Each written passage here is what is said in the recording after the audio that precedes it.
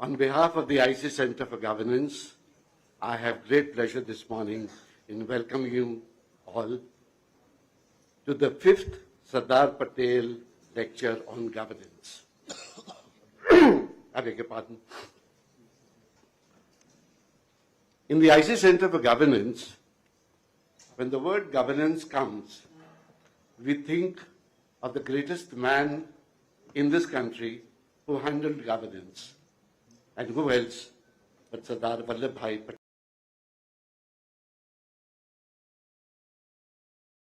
Patel. Getting 560 princely states together was a huge task. He used diplomacy, he used persuasion, he even occasionally used threat of force, all elements of governance. He was the man who brought this country the modern shape it is, from the colonial to the modern republic. We've had 4 lectures before. The first one was by the former Vice President Shri Venkaiah Naidu, then Dr.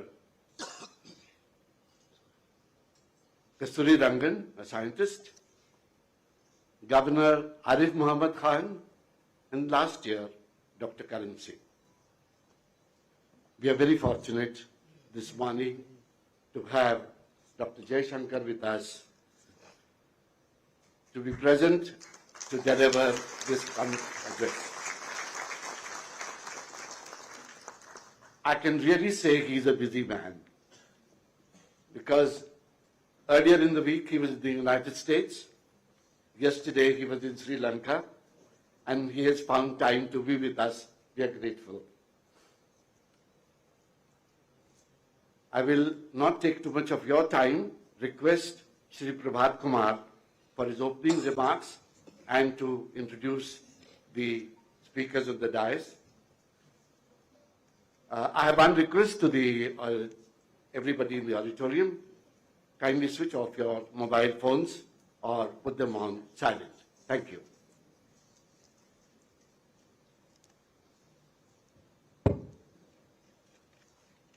Good morning, ladies and gentlemen.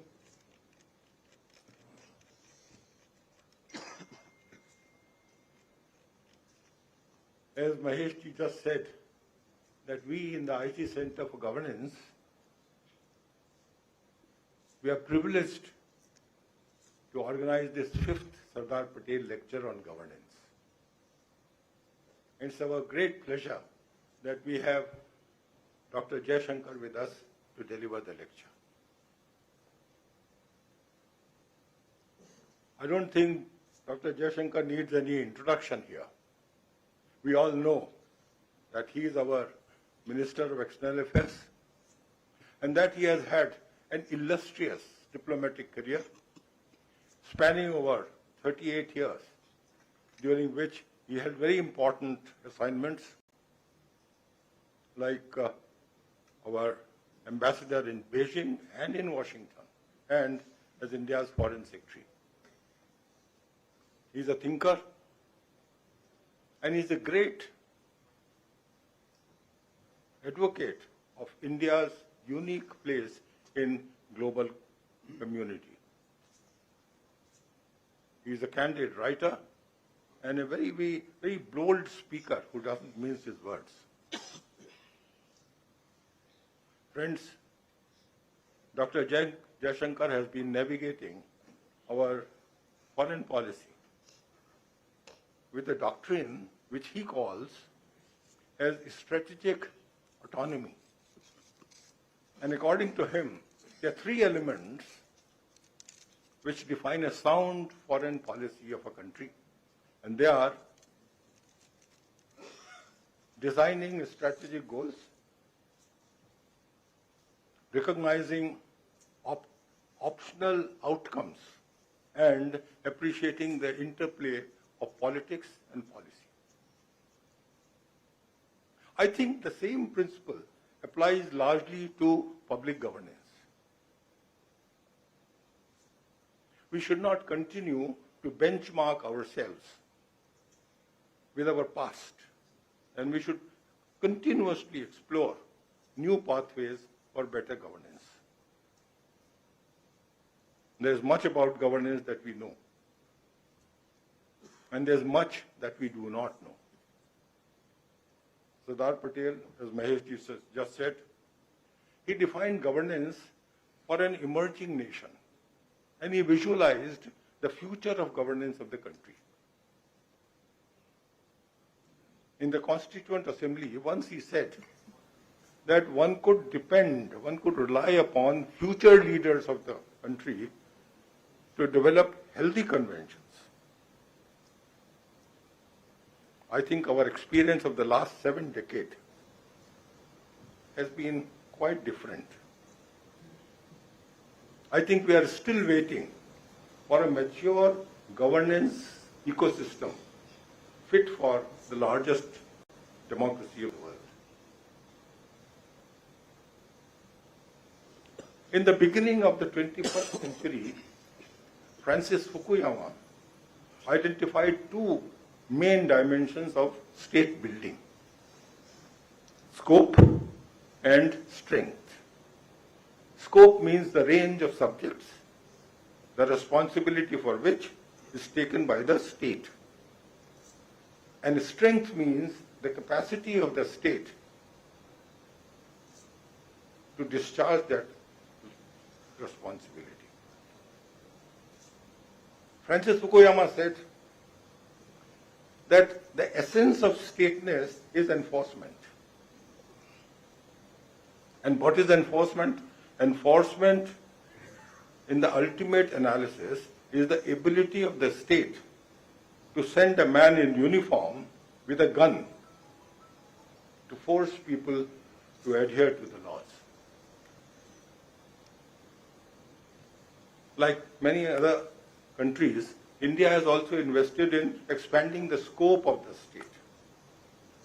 But unfortunately, and I'm saying this with 40 years experience in governance, that we have not invested adequately in the capacity of the state to enforce the laws and rules.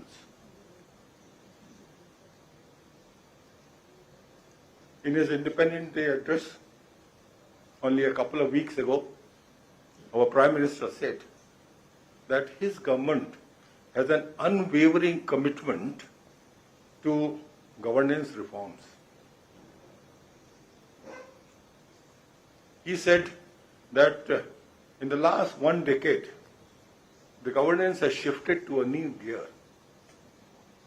While earlier, the citizen used to plead for what was rightfully his, and now he gets it on his doorstep. So friends, in the IT Center for Governance, we are looking forward to unfolding next generation of reforms.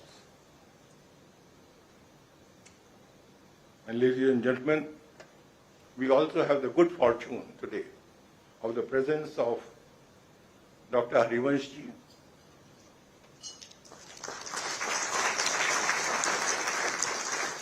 the Deputy Chairman of the Rajya Sabha. He, like Dr. Jaishankar, he needs no introduction. He has been conducting the proceedings of the House, and we see it on the TV, in a very exemplary manner, right since you took over.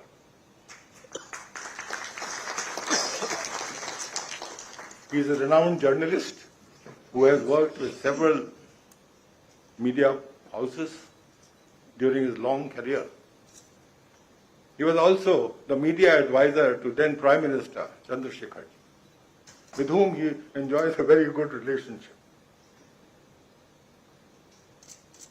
During his student days, he came under the influence of Dr. Jayaprakash Narayan, and he joined the JP movement in 1974, if I'm right.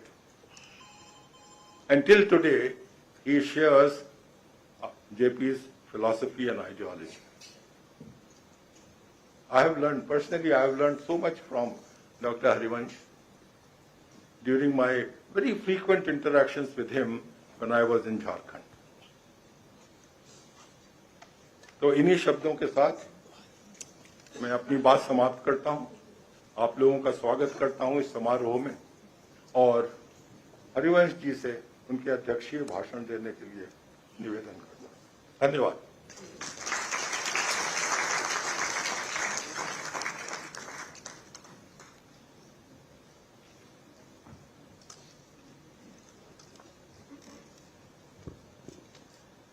नमस्कार। देश के विदेश मंत्री आदरणीय श्री जयशंकर जी, आदरणीय प्रभात कुमार जी, पूर्व governor और cabinet सचिव, Shri Mahesh Kapoor ji, vice president IC centre of governance, Shanti Narayan ji और आप उपस्थित सभी विशिष्ट अतिथिगण, लौह पुरुष सरदार पटेल के सम्मान में आईसी सेंटर फॉर गवर्नेंस द्वारा इस साल आयोजित इस विशिष्ट लेक्चर में आने का मौका हम सबके लिए यादगार अनुभव रहेगा। इसके लिए डॉक्टर प्रभात कुमार जी व आईसी सेंटर फॉर गवर्नेंस का आभार। आज हम भी आप सबकी तरह आज के मुख्य वक्ता देश के माननीय विदेश मंत्री श्री जयशंकर जी को सुनने के लिए उत्सुक हैं। माननीय जयशंकर जी बहुआयामी व्यक्तित्व के धनी हैं।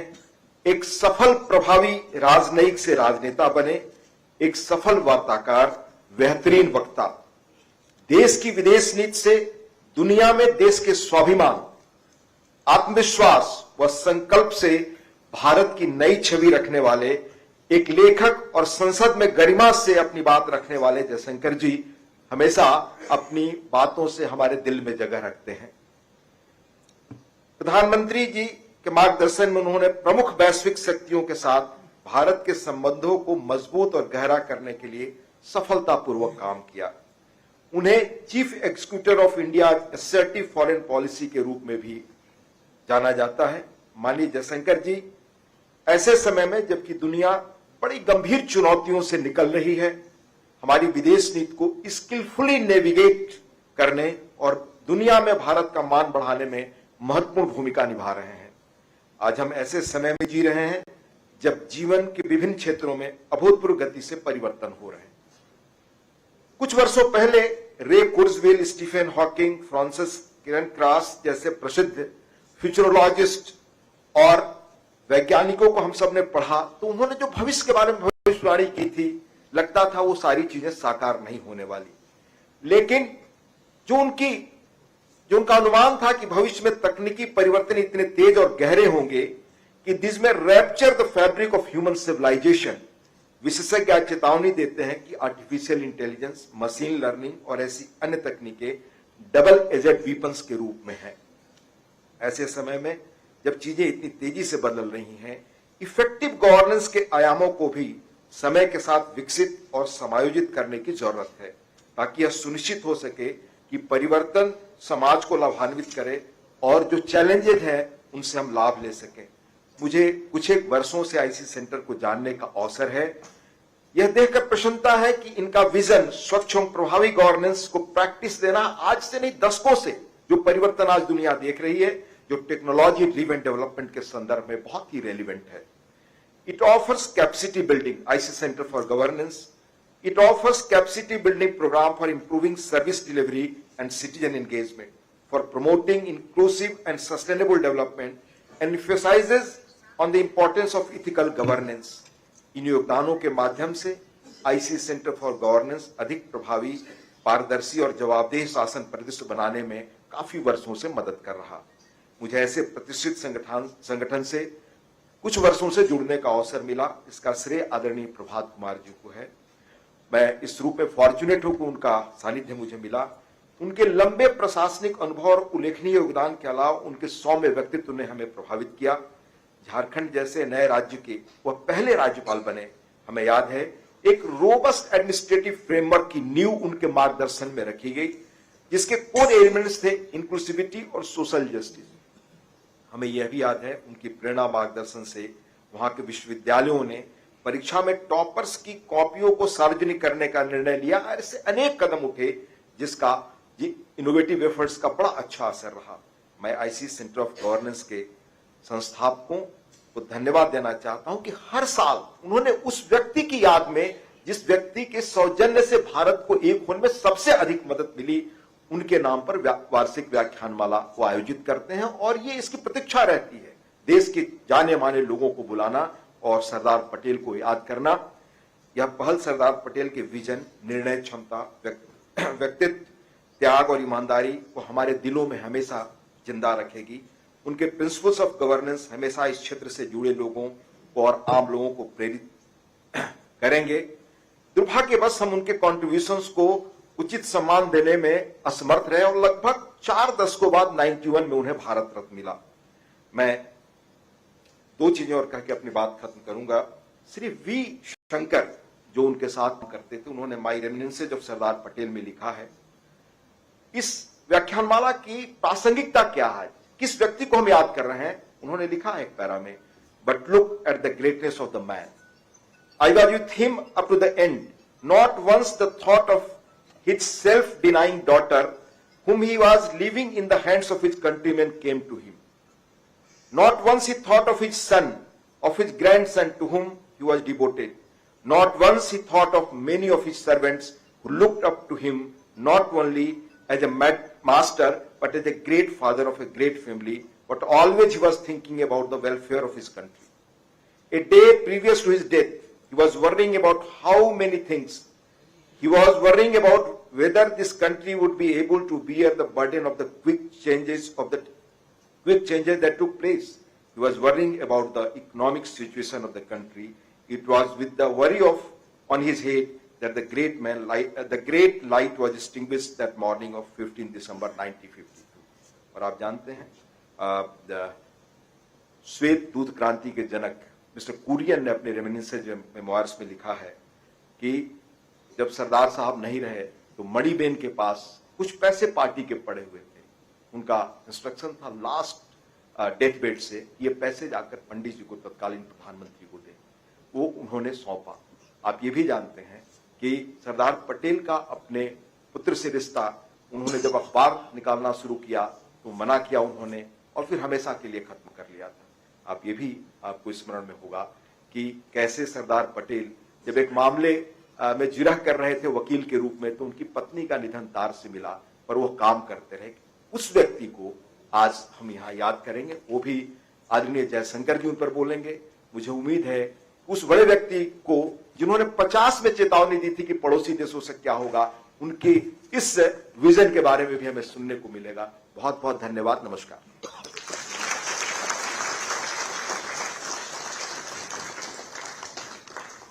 May I now request Dr. Jaishankar kindly come and deliver his address.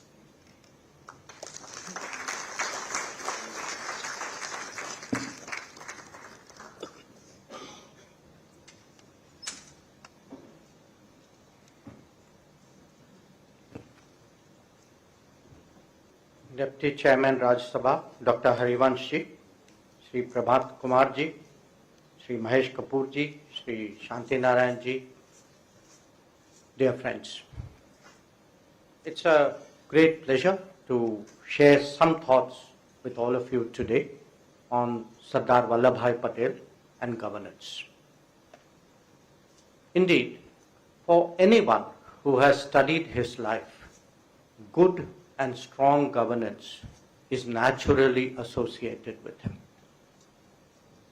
Now, if I were to pick 2 other characteristics, I think nationalist and realist come readily to mind. And this is not just me. It is the popular image of the Sardar that has remained deep in our consciousness even 74 years after he has passed away. Now, much has been written about him, both directly and with reference to the events and personages of that period. There is a widely held perception that the conventional narrative with which we are all familiar has not done adequate justice to him. That is perhaps attributed to the politics of the era, but I don't want to go into it on this occasion. My hope, I would say even expectation, is that with the passage of time and a more balanced and objective debate in our society, the value of Sardar Patel's multiple contributions would be given the recognition that they truly deserve. Allow me today to essentially focus on some of them and highlight their contemporary relevance. I'm sure all of you would agree with me that it's actually no exaggeration to assert that but for Sardar Patel's leadership, the story of the integration of Indian states in the aftermath of the partition would be very different. Decisions pertaining to Hyderabad, to Junagadh, and the Rajputana have all been written about at length. But there are many more that we take for granted because of his efforts. Even today, his secretary, V.P. Menon's account of what happened at that time, I believe is a must-read to understand our modern history. And I myself often give that book to young officers who come as trainees because I tell them that it tells you how it really was and how it could have been but for Patel. Equally revealing have been developments in the one state that Sardar Patel was actually not allowed to handle, Jammu and Kashmir. Now we all know how that unfolded. It has taken us much national effort and many sacrifices to rectify those errors subsequently. 8 decades after independence, perhaps the younger generations, and I'm happy to see some of them in the room, the younger generations may not readily appreciate how seriously a third force model was being pushed by the colonial power to ensure a permanent weakening. It was in large measure due to Sardar Patel's legendary firmness and vast negotiating skills that our senior colleagues have spoken about, which ensured that many instruments of accession were signed. But in the handling of Jammu and Kashmir, we created serious problems for ourselves, problems in national integration, in national security, in diplomacy, and in geostrategy. The foundation that Sardar Patel laid since became the strong edifice of a modern and confident India. But there are lessons from his endeavors which are relevant even now. Foremost among them is that our civilizational ethos does not automatically translate into political coherence and national unity. At various points of our history, internal divisions and selfish agendas have done our country great harm. Indeed, these were traits that the world was readily willing to exploit to its advantage. What Sardar Patel was able to do, and do remarkably, in 1947-48, was to evoke an emotion and an awareness among the states and their rulers towards our nationhood. That is how he could actually bring us all together. Sustaining that spirit is the task that he has bequeathed to all of us, and overcoming many challenges, we have today reached the current stage in our national life. But there are still forces and voices, as there have been in the past, that seek to divide and weaken. They speak of narrower identities, they promote conflicting interests, they advocate divided loyalties. To a point where in India, that has existed virtually as long as human history itself, is again envisaged by some people as a negotiation. In a democratic society, I can understand that there will inevitably be debates and discussions. But these should end up as national understandings and national consensus, and not become a counterpoint to our nationalism. For that very reason, we should be continually committed to strengthening the national spirit and nurturing our integration. History has demonstrated the great cost of mainstreaming divisive politics, especially those centered around vote banks. The real tribute that we can pay to Sardar Patel is to never let our guard down. Friends, all polities are run by institutions and through their established practices. The quality of governance is often a key factor in determining comprehensive national power. At the time of independence, there were serious dilemmas that accompanied the political transition. It is to the credit of Sardar Patel that he stood up strongly for the continuity of our governance, whether it was stability that we experienced in India. Obviously, a great deal of the credit goes to the national movement, which instilled political awareness deeply among our people. But this venue is particularly appropriate to also recognize how crucial was the role of the bureaucracy in the exercise of nation building after independence. Sardar Patel, more than many of his contemporaries, was a bridge builder between the world of politics and that of civil services. Now, it's not just a question of structures. Contemporary accounts, including many of those who were his political colleagues at that time, reveal how hard Sardar Patel strove to ensure that decisions were not made in silos. And we are all from that world, so we understand that challenge.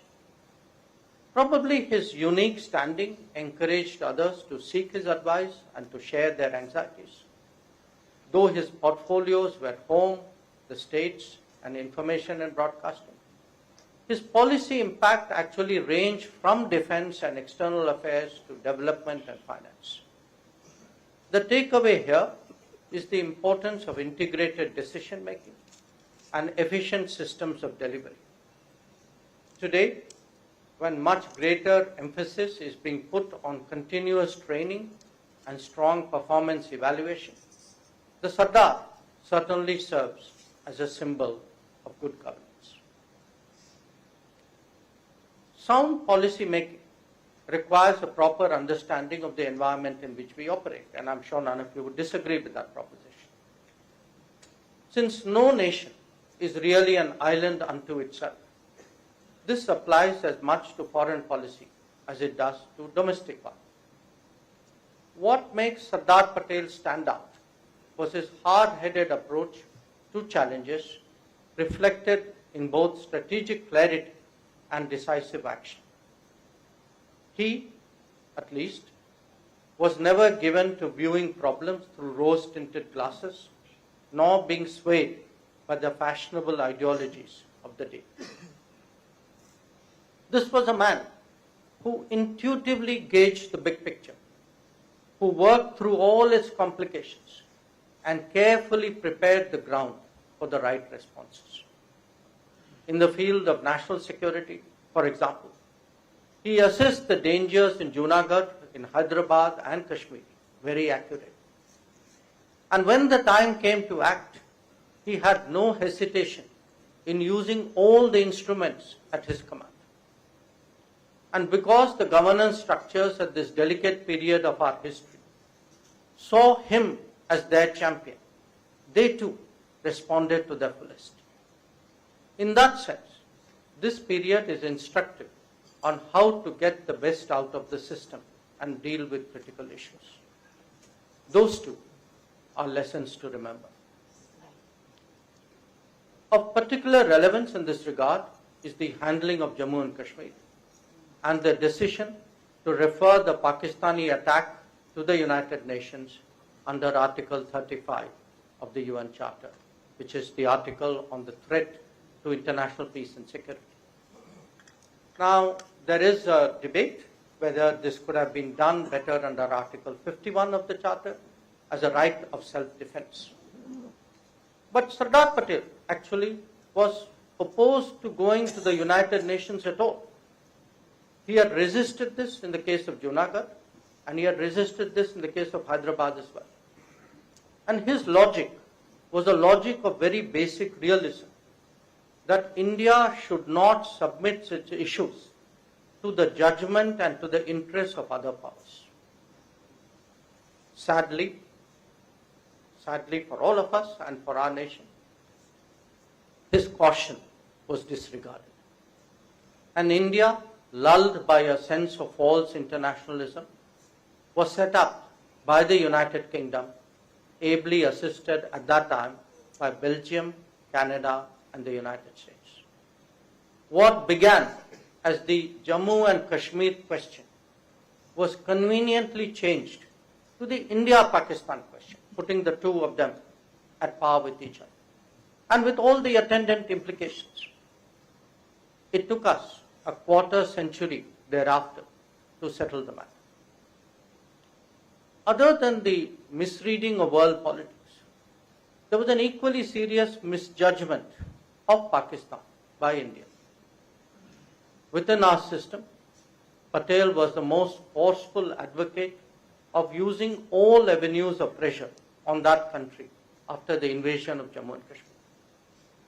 His reluctance to take the matter to the UN itself stemmed from the belief that Pakistan was better to deal directly with Pakistan rather than in a framework that would allow Pakistan to manipulate. His own approach in regard to refugee handling and rehabilitation issues in the country also said much about his attitude to nationalist forces. Sardar Patel recognized that those who truly responded to the crisis should be supported without allowing politics to color his assessment.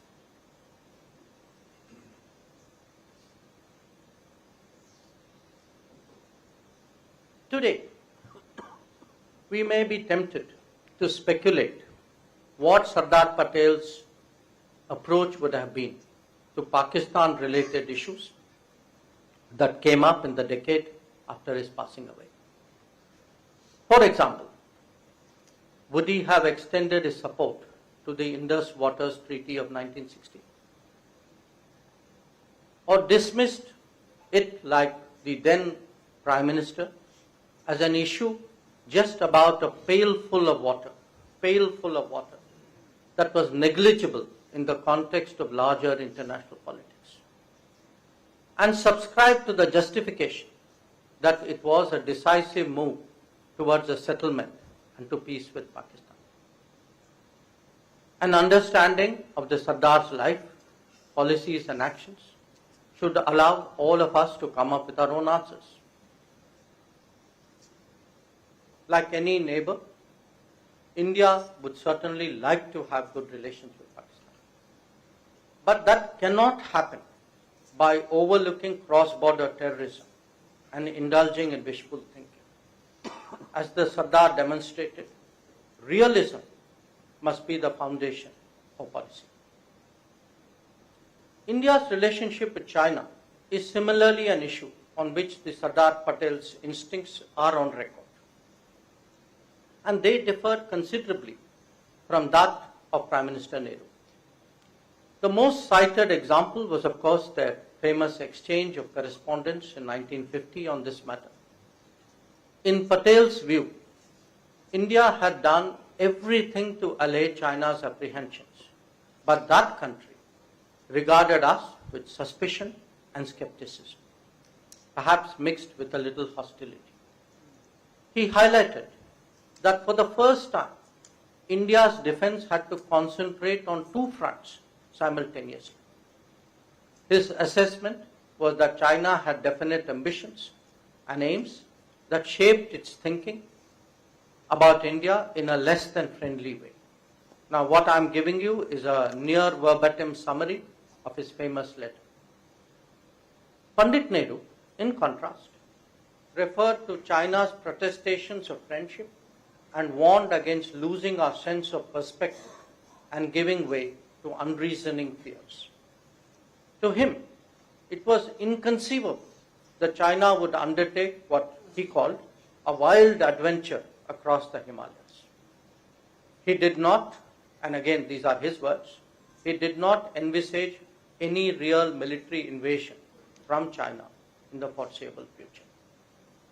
Now, this exchange was part of an internal debate, and it obviously allowed the two leaders to express themselves very frankly, even if it was very undiplomatic. Each one reflected an approach not just to a neighbor, but to issues of national security and to world politics as well. Patel passed away soon after this exchange and must have surely felt vindicated by the events in the decade that followed. The point about the recollection is to stress the importance of getting the right assessment of the relevant situation.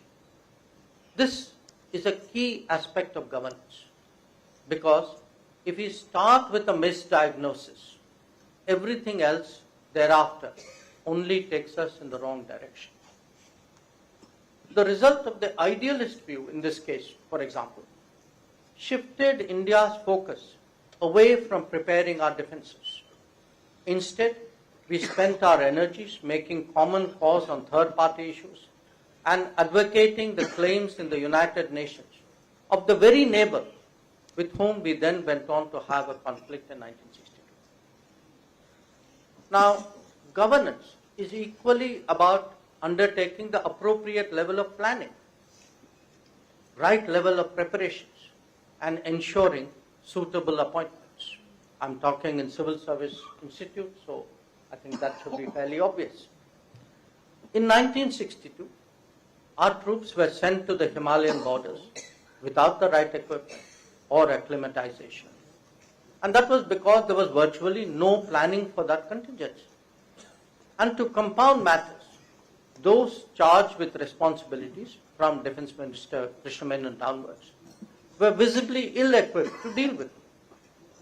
Now, this is not hindsight, because many questions were raised and, in fact, controversies erupted even ahead of the 1962 war. Today, the same challenge is being met, but it is being met with more painstaking and focused efforts in parallel with our diplomatic engagement. That our border infrastructure spending has gone up 5 times in the last decade is but one reflection of our seriousness. So too is the fact that we have such a tight pole mill approach, which ensures that our system moves fully in lockstep.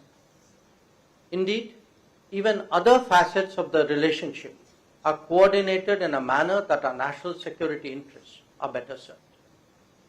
Sardar Patel would surely appreciate that the integrated decision making, which used to center in his time around his personality, is now increasingly built into our system. During the end of Sardar's life, India and China were both re-emerging in the global order as modern nation states. The complexities of the relationship was just beginning to be visible. Much has happened in the decades that have passed. Today, our ties are again at crossroads. The present situation does not serve the interests of either nation. There is a way forward, and that is by reinstating peace and tranquility in the border areas, respecting the LAC, and not seeking to change the status quo. Beyond that, the 3 mutuals, that is mutual respect, mutual sensitivity, and mutual interest, offer a credible pathway. After all, the rise of Asia can only happen when India and China have a positive dynamic. Another issue that has confronted our nation from the Sardar's time till now is the nature of the relationship that we should have with the West. This is with particular reference to the United States and to some extent, perhaps more in the earlier days, with the United Kingdom. Now, even by 1950, the duality of these relationships had become apparent. On the one hand, Western nations were our major development partners and they were our main interlocutors on the international stage. At the same time, on matters related to our national integration and our national security, most of all on Jammu and Kashmir, their role was mischievous, if not worse. All Indian leaders have sought to strike a balance, and the Sardar was no exception. How to get it right has been the perennial challenge. Sardar Patel's view was typically optimal, it was very grounded. In some of my own writings, I have referred to him as the pioneer of the India First approach. He recognized the realities of the global power structure and felt that they should be handled appropriately to gain full advantage.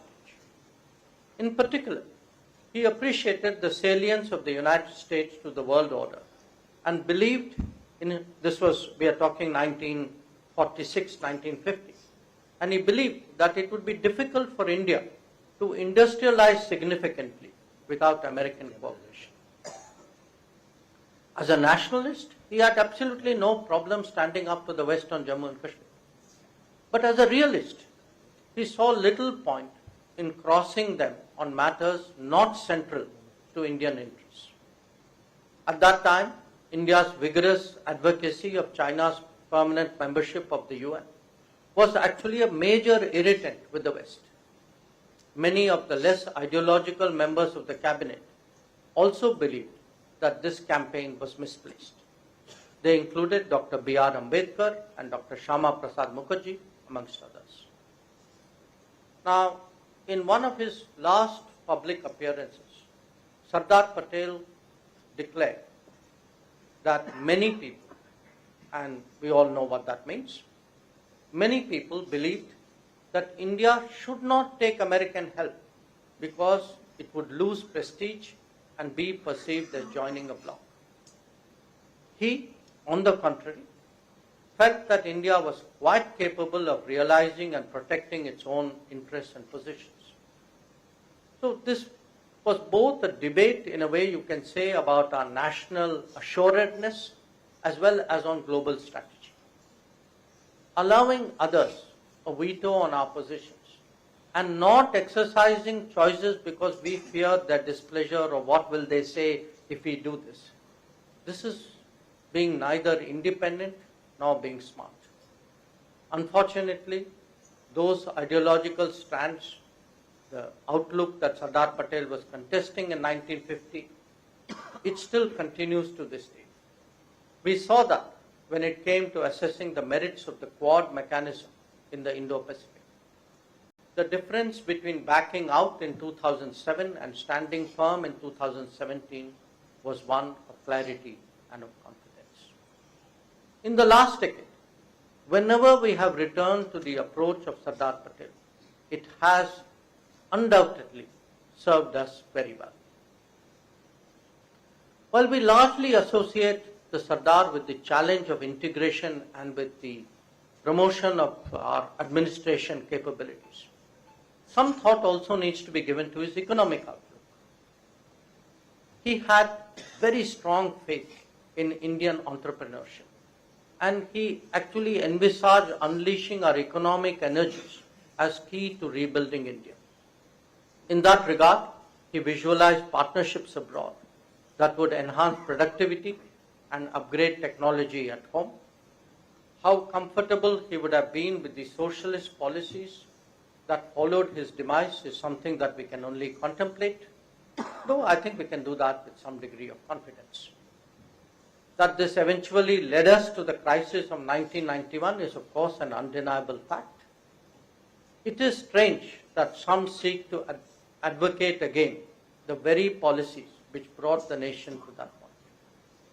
But the fact is, the government today is doing the reforms we should rather than the reforms. Rather than just the reforms, we must. And that is a phenomenon that would surely meet with the Sardar's approval. Let me also say a word about vote bank politics. since it is so prevalent in our times. Sardar Patel was among those of his generation who were troubled by our unwillingness then to take forward our ties with Israel for that very reason. Like so many things in India, that too has fortunately changed.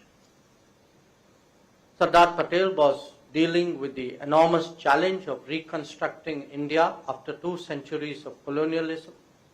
But we must not forget that he was doing so at a time when the international order was being reshaped after the Second World War, and as decolonization had just begun. Reading the big picture right and making our calculations is not easy. Today, the world is again in the midst of great churn. That order that had just emerged in Patel's times has now run its course. We are seeing the emergence of multipolarity and the return to the natural diversity of the world. There is no model, there is no textbook that is going to guide us in this regard. What we need is the right combination of self-belief, of realism, of preparation, of nationalism, the very qualities of Sardar Patel that I spoke about. We need them to prepare for Viksit Bharat. Sardar Patel will always be an inspiration in that endeavor. I thank you for your attention.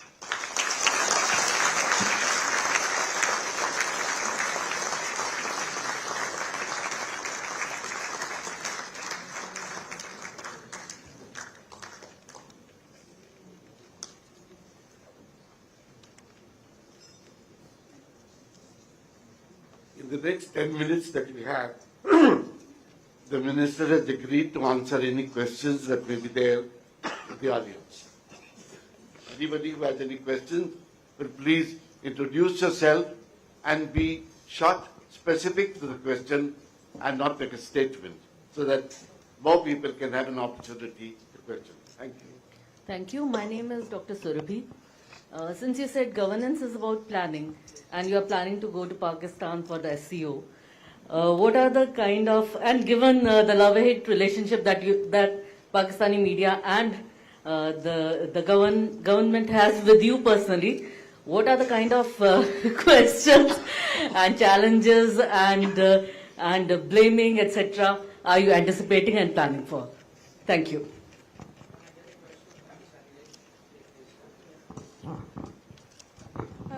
Good afternoon, sir. I am Dr. Mukta.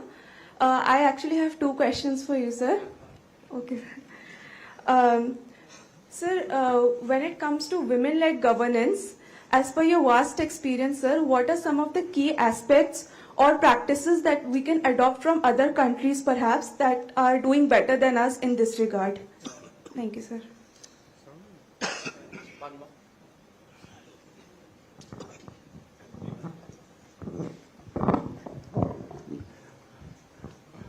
I have 2 brief questions. One to ubiquitous, indefatigable EAM, and the other as an erudite member of the cabinet. To EAM, I only refer about what you have been calling integration, one of the most difficult tasks that Sardar Patel accomplished. Mr. Minister, I just want to ask that we in SARC+1, for instance, 9 countries in close neighborhood, with India accounting for almost 80% of GDP of all the SARC+1, I mean the SARC plus Myanmar. How is it that most of them seem to be reluctant to accept India as the real, natural, historical pivot for the region? And 2, as member of the cabinet, some aspects which seem to be repugnant to even some of us, and also to some of the US legislators, for instance, the Rampals and others who seem to have special affinity for you, that the image of India is riled. I mean, in terms of the fringe elements being allowed to sully the image of the government. Now, as a member of the cabinet, whether you have ever felt the necessity to see whether something more positive can be done to get rid of this particular image. Thank you.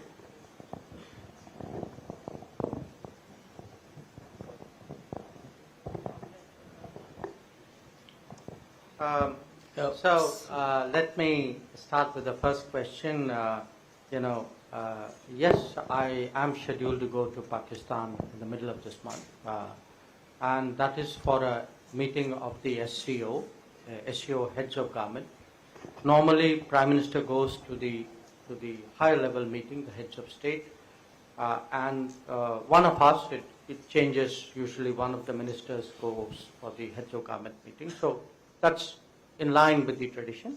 It so happens that the meeting is taking place in Pakistan because, like us, they are a relatively recent member. So your question, I think, as I understood it, was, am I planning for it? Of course I'm planning for it. I mean, in my business, you plan for everything which you're going to do and for a lot of things which you're not going to do and which could happen also. I mean, you plan for that as well.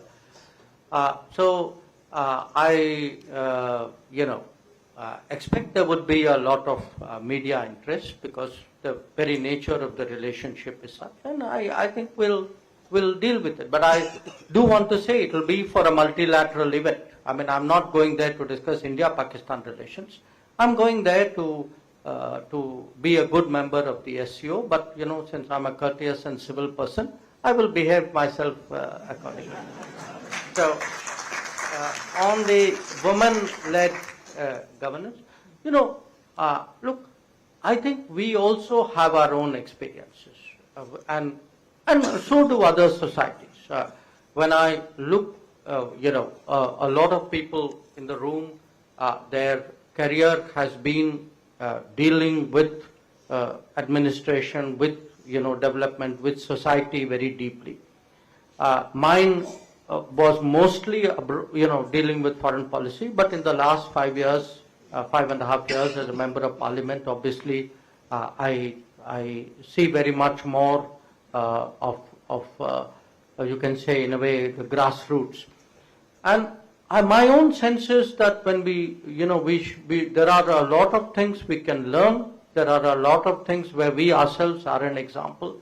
And certainly in the case of women-led development, in fact in the G20, we were the people who really pushed this idea that, this is not just about closing gender gaps, because that's almost like women will continuously stay behind and you're going to play catch up and that's where it ends. I mean, there are many areas where, after all, in many ways, they are a natural pivot of families. And there are areas where their contribution and their role is very different, and it's not something which is replaceable by men. So I do think it's a very active subject to engage the world. But other than that, part of what I would say we are trying to do in foreign policy is foreign policy. Many countries have used foreign policy in a very focused manner to get the best things out of the world. I mean, it could be investment, it could be trade, it could be technology, but a lot of it is about best practices. How does some other country do this better or different, or in some manner is there something we can learn? And I think that's an attitude I would say we should encourage, and certainly through foreign policy we are trying to do that. On the integration issue, at the moment, SARC is not moving forward. We have not had a meeting of SARC for a very simple reason, that there is one member of SARC who is practicing cross-border terrorism at least against one more member of SARC, maybe more. Now, when if you're all sitting together and cooperating, and at the same time, this kind of terrorism goes on so openly, it actually poses a challenge for us. That do you ignore it and go ahead, and in which case you are normalizing it, you are accepting that this is a legitimate tool of statecraft. And I think at some point we came to the decision that we should not do this. That terrorism is something which is unacceptable, and if despite a global view of it, if one of our neighbors continues to do it, then there must be a cost to them. It cannot be business as usual in the SARC. And that is the reason why actually SARC meetings have not happened in recent years. But I want to make an equally important point. Because SARC has not happened doesn't mean regional activities have stopped. In fact, I would argue that the last 5 or 6 years, we have seen far more regional integration in the Indian subcontinent than we have seen since the partition of India.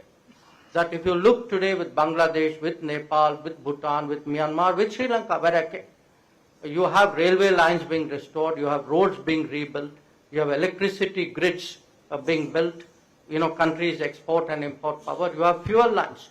Our refineries today give fuel to Nepal and to Bangladesh. You have ferries, you have, fertilizer supplies. So, and if you look, medical visas, the way our hospitals are linked. So I actually would say that what is happening in the neighborhood, and it's happening because we are espousing this policy called neighborhood first. Neighborhood first means we are the biggest country. We must put in the maximum resources. We should not look to say, are they doing something equal to us? Because they are smaller. They will not be in a position to necessarily reciprocate. So we need to take that as our primary responsibility and push that. I didn't entirely understand the second part of your question, but if I got it right, you are saying that sometimes people say things which are awkward. And how do you deal with that? That's how I understood it. So if I understood it right, I mean, in democratic politics or, in politics, many things are said. I mean, in diplomacy, all things are handled.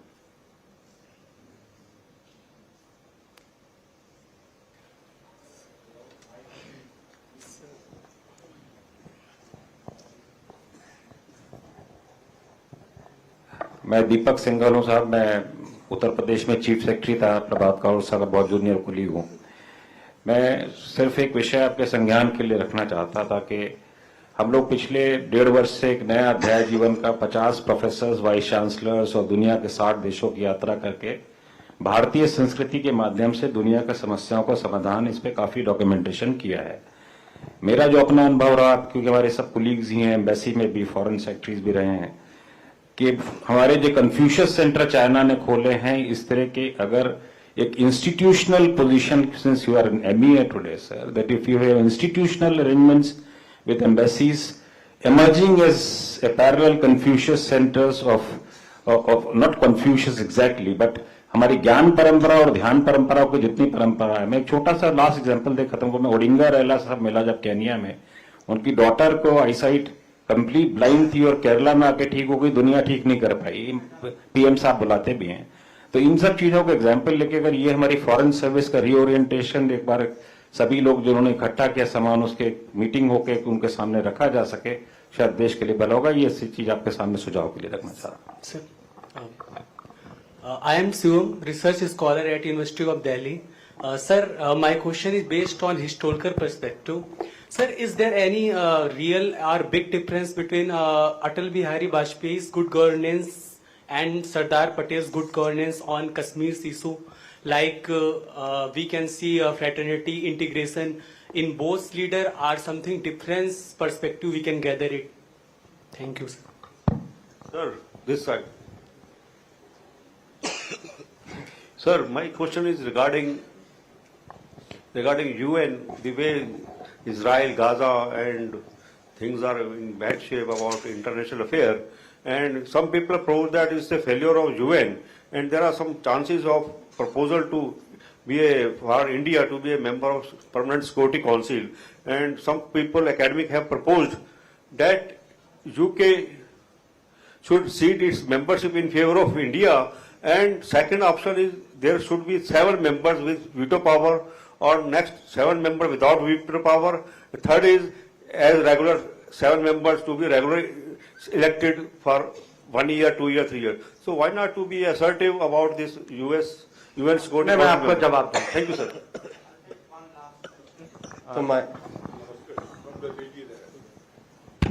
So my name is Soumya Sood. So my name is Soumya Sood. I'm closely working in international relations. Given the history of modern war, we have seen that countries that remain on a neutral stand benefit the most out of war situations. So the situation that is currently pursuing in the Middle Eastern countries, what do you think the opportunities and threats could arrive to India?